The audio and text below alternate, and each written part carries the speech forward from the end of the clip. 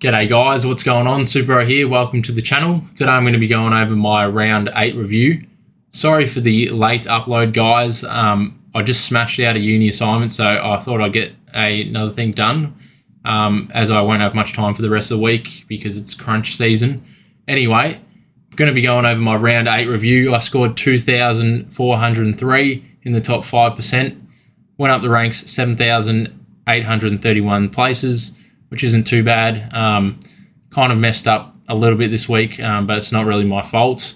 Well, it kind of is, but anyway, at season rank of 20,416, need to get into the top 10K as soon as possible. So basically, what I've done was I put the VC on Taranto. He did score 118, which wasn't bad. I thought he was going to go like 140 plus at least, but he didn't, unfortunately. So we just went with Clayton Oliver's score and took the captaincy on him, which was good. So yeah, thank God, finally brought in Oliver and finally got a captaincy right for once after the past 2 weeks have been shockers.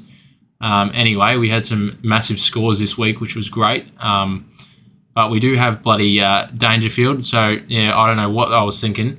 Obviously, I jumped on all the hype because, you know, I am Cat supporter, but I don't know why I traded a 33-year-old man who is obviously has injury concerns from the past, but, you know, I just had to believe in him.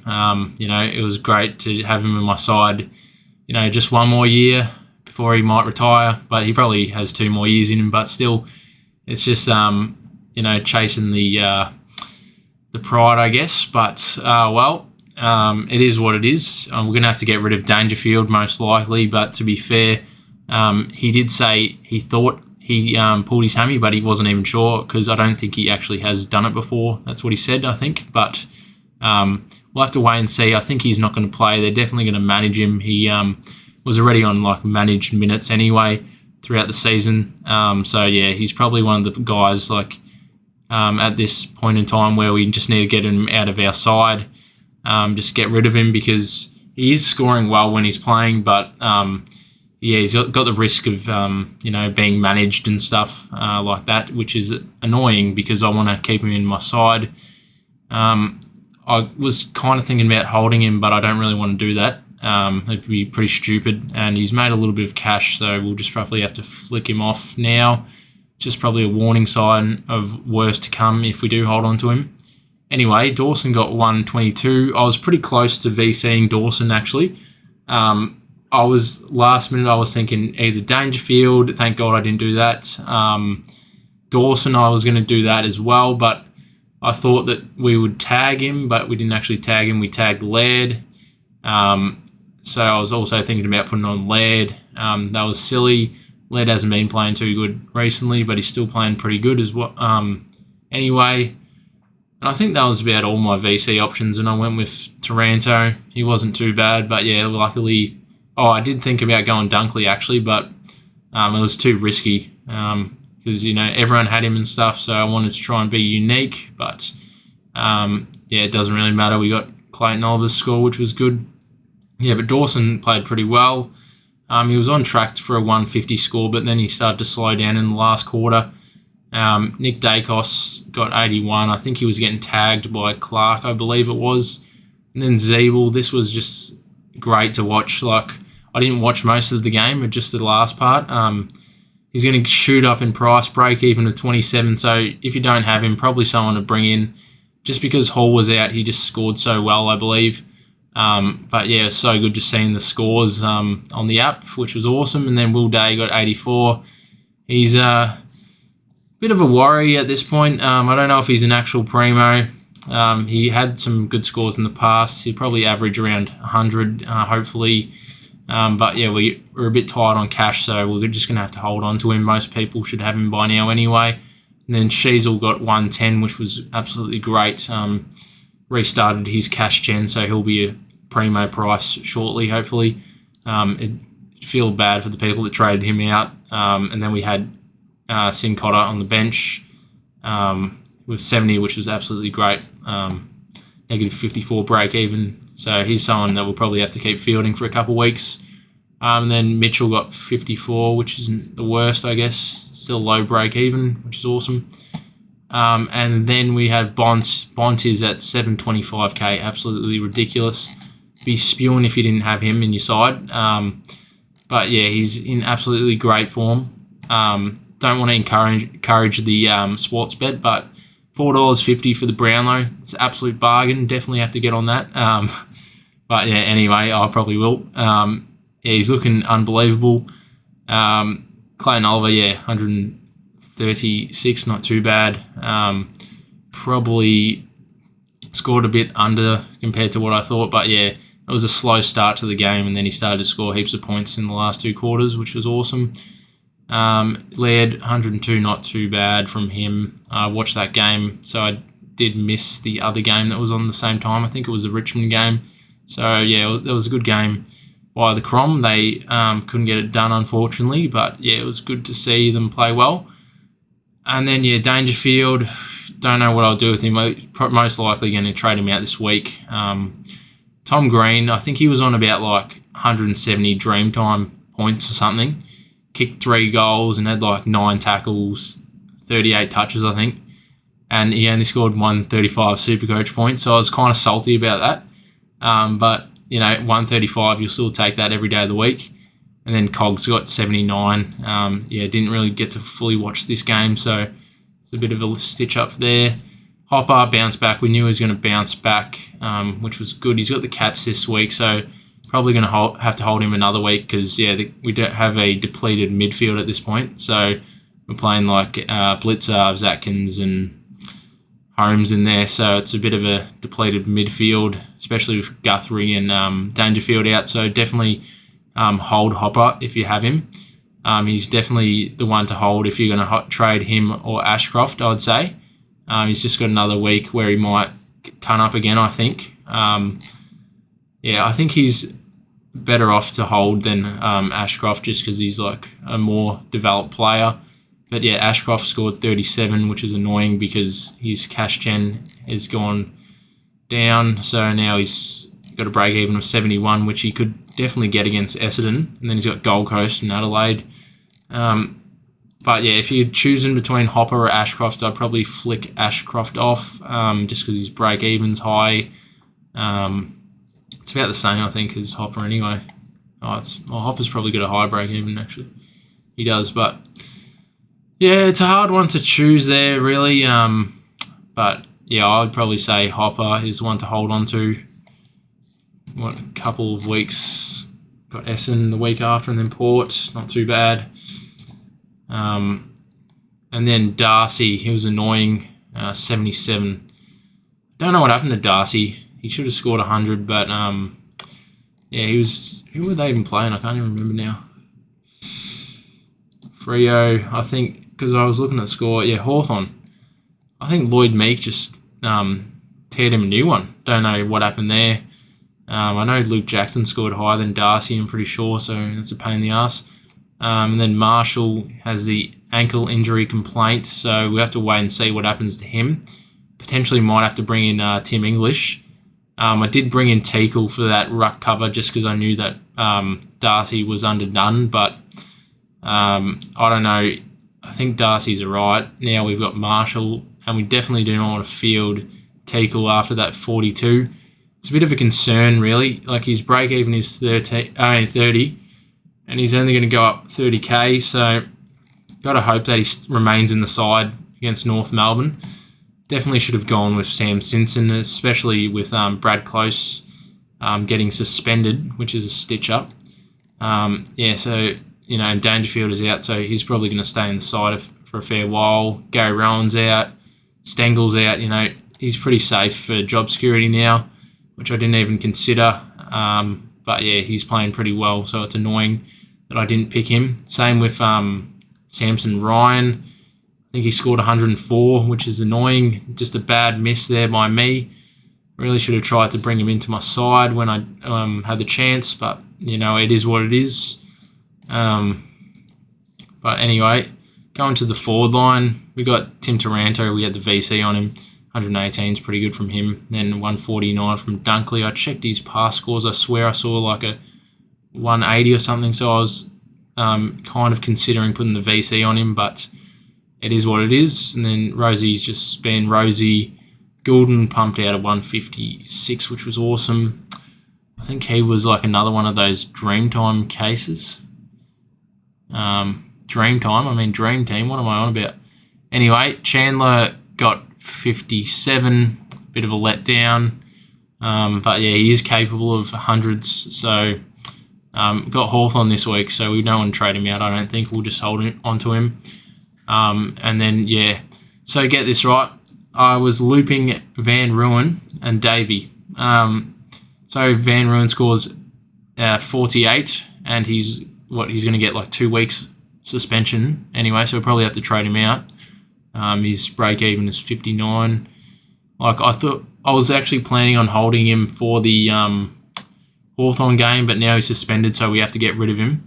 But anyway, I was like, oh yeah, I'm going to swing Davey onto the field. Surely he can't score lower than 48. Oh, God.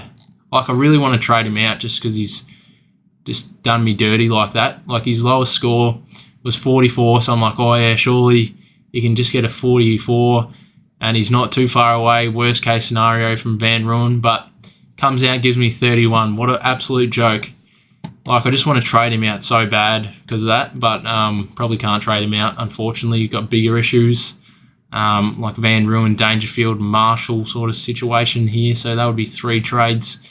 Couldn't get rid of Davey, but I think Davey was on about 30 at quarter time, so I was like, oh, you beauty. And then he's bloody just got to 31 for the whole game. So frustrating. But yeah, it is what it is. So most people are bringing in Jury. I don't think... Oh yeah, could be a trade-in option. And then Rory Atkins, I think he's got the job security now. Might be a cash cow here. They've got West Coast, is it? So should score pretty high. I was considering bringing in... who was it? Fiorini. Interesting player. I've got him on my draft team at the moment, so I've been monitoring him. Break even at 27. He's someone who could probably just swing like Ashcroft to him if we wanted to. But it's a bit of a risk this time of the year. You know, don't really want to be trading in mid-tier players. But yeah, he could provide us with the points on the field. We just have to figure out when the Gold Coast have the bye. What is it? Round 13 bye. So, you know, potentially could be someone to help us out in the bye rounds. And then make a bit of cash off him. Wouldn't be a bad idea. But yeah, it is that risk. And then we're not sure when Miller's back, but I doubt he'll come back anytime soon. My original idea was to bring in Jack Steele this week. He scored 95. You know, he didn't have the greatest game.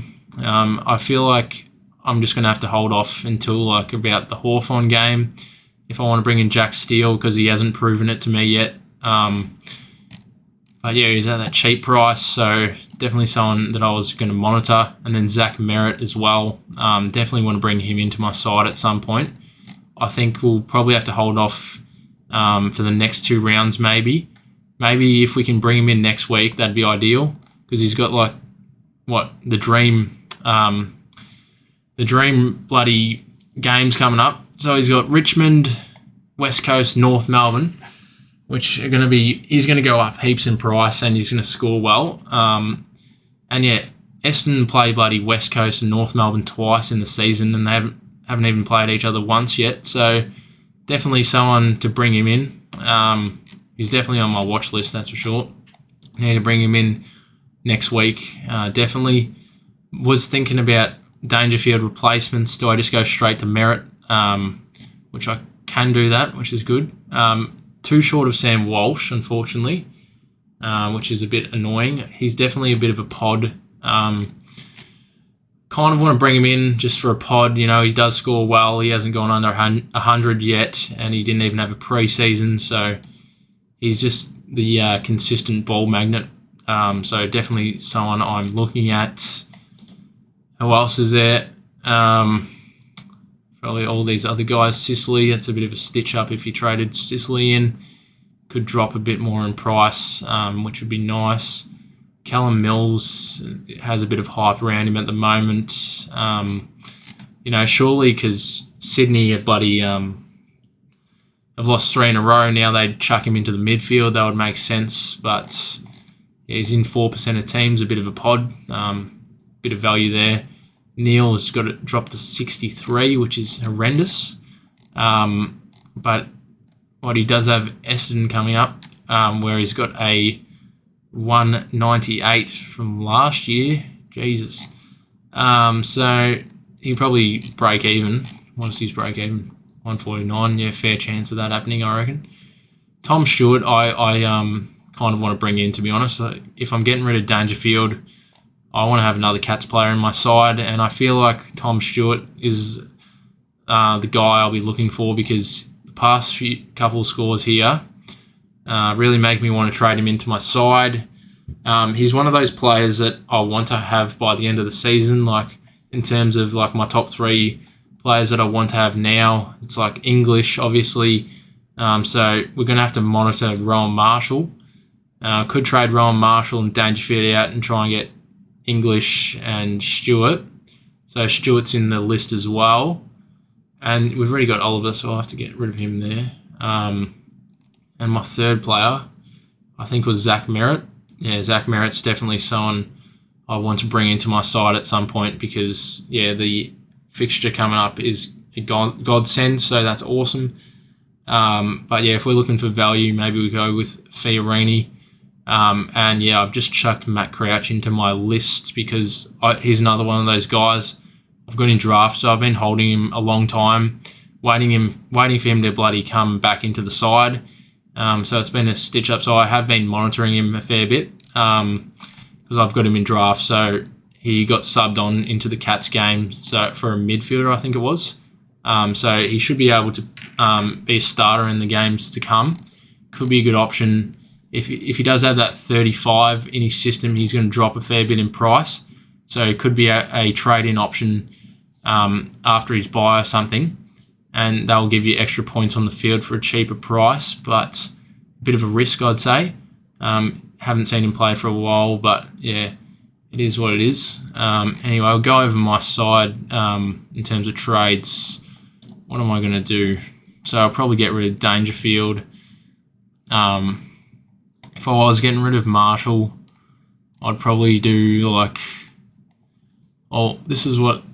I don't know if I want to use my last boost trade, but I think I might have to. If Marshall is out and Dangerfield, I might just, fix up my side and just bring in English, because I've been missing him all season. So finally get that one out of the way. And then I can get in... move Sheasel down forward. I think Sheasel down forward is essential for this week's trades, anyway, because I do not want to field Davey, because he's really effed me over. But yeah, I think we'll try and get in English. Noah Anderson, that was a massive score from him.